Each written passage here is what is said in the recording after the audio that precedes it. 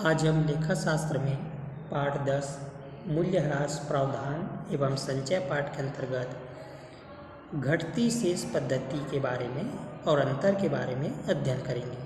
सबसे पहले हम देखते हैं घटती शेष पद्धति का क्या अर्थ होता है।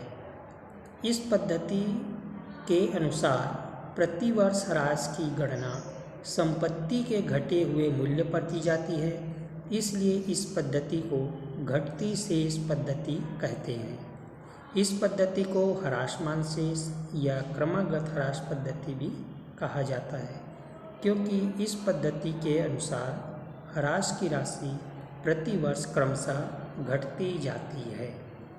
इसके बाद हम देखेंगे घटती शेष पद्धति की विशेषताएं या लक्षण। घटती शेष पद्धति की विशेषताएं या लक्षण जो है वो निम्नलिखित है। पहला, इस पद्धति की मुख्य विशेषता है कि इसमें प्रतिवर्ष ह्रास की राशि घटती जाती है। दूसरी विशेषता है, इस पद्धति के अनुसार ह्रास की गणना प्रतिवर्ष संपत्ति के प्रारंभिक शेष पर की जाती है। तीसरा, इस पद्धति के अनुसार संपत्ति के मूल्य को शून्य तक अपलिखित नहीं किया जा सकता। चौथा, इस पद्धति में ह्रास की दर ऊंची रहती है। पांचवा, यह पद्धति आयकर विधान द्वारा मान्य है। तो ये थी विशेषताएं या लक्षण घटती शेष पद्धति की। इसका हम देखते हैं घटती शेष पद्धति के गुण या लाभ। पहला है घटती शेष पद्धति के गुण या लाभ में पहला पॉइंट है लाभ हानि लेखे में उचित प्रभाव। यह प्रणाली अधिक वैज्ञानिक है, क्योंकि जैसे जैसे संपत्ति पुरानी होती जाती है ह्रास भी कम होता जाता है तथा मरम्मत एवं जीर्णोद्धार से वृद्धि करने पर उचित ह्रास निकालकर लाभ हानि लेखे में इसकी प्रविष्टि की जाती है। इस प्रकार व्यापार के अंतिम खाते उचित व्यापारिक स्थिति को प्रकट करते हैं। दूसरा है गणना आसान। घटती शेष पद्धति में प्रत्येक वर्ष संपत्ति के शेष पर ह्रास की गणना की जाती है, इसलिए कोई कठिनाई नहीं होती। तीसरा है अधिक लागत वाली संपत्तियों के लिए उपयुक्त। यह प्रणाली बड़ी लागत वाली संपत्तियों के लिए या अधिक मूल्य वाली संपत्तियों के लिए उपयुक्त मानी जाती है, इसलिए यह बड़े बड़े उद्योगों एवं व्यवसायों में अधिक लोकप्रिय है। चौथा, वर्ष के मध्य में संपत्ति में की गई वृद्धि के समय गणना। संपत्तियों में समय समय पर मरम्मत करके उनकी कार्यक्षमता में वृद्धि की जाती है। यह वह संपत्ति का शेष मूल्य बढ़ा देता है और ह्रास निकालते समय इसकी गणना भी हो जाती है। अतः व्यापारी ह्रास की पुनः प्रारंभ से गणना करने से उनको मुक्ति मिल जाती है। पांचवा, कानूनी मान्यता। भारतीय आयकर अधिनियम के इस प्रणाली को मान्यता प्रदान की है। नंबर छठवां है संपत्ति का मूल्य कभी भी शून्य नहीं। घटती शेष प्रणाली में किसी भी संपत्ति का अंत में मूल्य शून्य नहीं होता और यह उचित भी है, क्योंकि संपत्ति का कुछ न कुछ अंतिम मूल्य होता है जिस पर वह अंत में बेची जाती है। अतः यह प्रणाली व्यवसाय के लिए लाभप्रद होती है। तो ये थी घटती शेष पद्धति के लाभ। इसके बाद हम देखेंगे घटती शेष पद्धति के दोष। घटती शेष पद्धति के दोष में पहला है लागत से प्राप्त ब्याज पर ध्यान नहीं। इस प्रणाली में संपत्ति की लागत पर ह्रास निकालते समय ध्यान दिया जाता है, किंतु इस राशि को अन्य कार्यों में लगाने से प्राप्त ब्याज पर ध्यान नहीं दिया जाता है, इसलिए यह प्रणाली अधिक उपयुक्त नहीं मानी जाती। दूसरा दोष है प्रतिस्थापन हेतु शेष नहीं। घटती शेष प्रणाली से ह्रास निकाला तो जाता है, लेकिन पुरानी मशीन के प्रतिस्थापन के लिए कोई कोष नहीं बनाया जाता है। तीसरा दोष है संपत्ति का मूल्य शून्य तक अपलेखन नहीं। इस प्रणाली में हम संपत्ति का मूल्य शून्य तक अपलिखित नहीं कर सकते। अतः ऐसी संपत्तियां जिनके प्रयोग काल के बाद कोई मूल्य नहीं रह जाता, उसके लिए यह प्रणाली अच्छी नहीं होती है। चौथा दोष है ह्रास निकालने में कठिनाई। घटती शेष पद्धति में प्रत्येक वर्ष ह्रास की गणना की जाती है।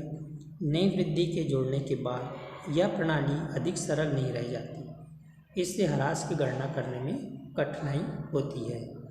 तो ये थे घटती शेष पद्धति के दोष। इसके बाद हम देखेंगे घटती शेष पद्धति और स्थायी किस्त पद्धति में क्या अंतर है। तो स्थायी किस्त और घटती शेष पद्धति में निम्नलिखित अंतर है।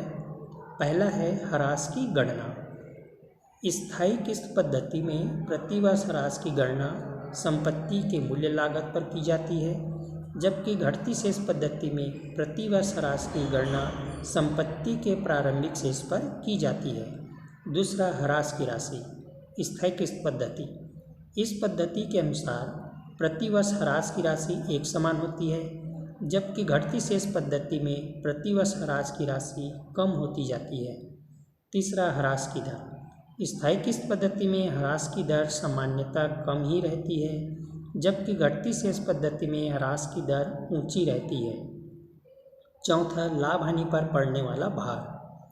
इस पद्धति में ह्रास की राशि प्रतिवर्ष समान रहती है, अतः मरम्मत व ह्रास का भार लाभ हानि खाते पर समान रूप से नहीं पड़ता है, जबकि घटती शेष पद्धति में ह्रास व मरम्मत का भार लाभ हानि खाते पर समान रूप से पड़ता है। पांचवा, वैधानिक मान्यता। स्थायी किस्त पद्धति को आयकर विधान द्वारा मान्यता नहीं मिली है, जबकि घटती शेष पद्धति को आयकर विधान द्वारा मान्य है।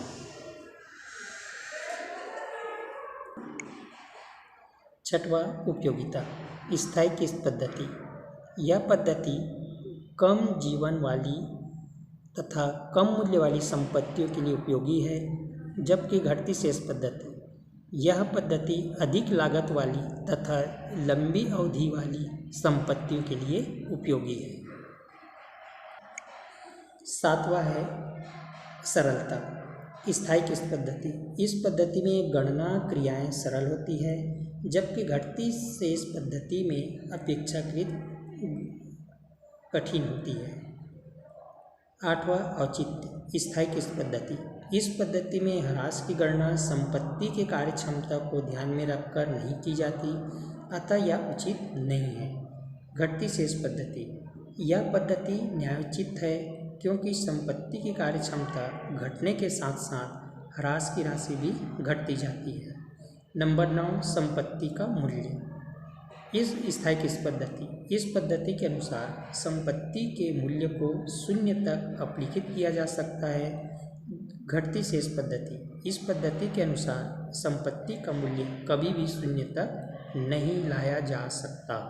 तो ये थे अंतर स्थायी किस्त और घटती किस्त पद्धति में। इसके बाद हम देखेंगे दर के साथ प्रतिवर्ष शब्द का क्या महत्व है। घटती शेष पद्धति में जब हम सवाल हल करेंगे तो उस समय ह्रास की दर के साथ वार्षिक या प्रतिवर्ष शब्द है या नहीं, इसका क्या महत्व है।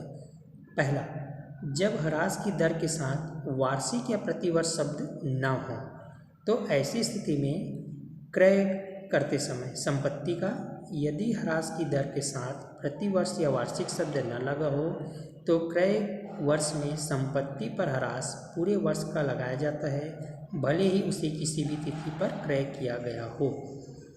दूसरा है मशीन का विक्रय करते समय, जब ह्रास की दर के साथ प्रतिवर्ष शब्द नहीं दिया रहता है तो ऐसी स्थिति में जिस वर्ष मशीन को बेचा जाता है उस वर्ष मशीन पर ह्रास नहीं लगाया जाता, चाहे वह मशीन किसी भी माह में क्यों ना बेची गई हो। दूसरा कंडीशन है जब ह्रास की दर के साथ प्रतिवर्ष शब्द हो, तो ऐसी स्थिति में कोई भी संपत्ति या मशीन को क्रय करते समय उपयोग काल का ह्रास लगाया जाएगा, चाहे हम मशीन को खरीदें या बेचें। तो ये थे दर के साथ वार्षिक या प्रतिवर्ष शब्द होना या न होने का महत्व। इसका हम देखते हैं संपत्ति विक्रय या निस्तारण खाता। संपत्ति निस्तारण खाता से क्या आशय है? संपत्ति निस्तारण खाता का अर्थ होता है तकनीकी परिवर्तन एवं नई आविष्कार के कारण संपत्ति या संपत्ति के किसी भाग के अप्रचलित हो जाने के कारण या कार्य क्षमता में कमी आ जाने के कारण संपत्ति को बेच दिया जाता है। ऐसी स्थिति में बेची जाने वाली संपत्ति पर लाभ हुआ या हानि उसे जानने के लिए अलग से एक संपत्ति निस्तारण खाता खोला जाता है। अलग अलग तिथियों में संपत्ति विक्रय होने की दशा यह खाता अलग अलग खोला जाता है। संपत्ति के किसी भाग का विक्रय किए जाने पर लाभ हुआ या हानि उसे जानने के लिए यह खाता तैयार किया जाता है।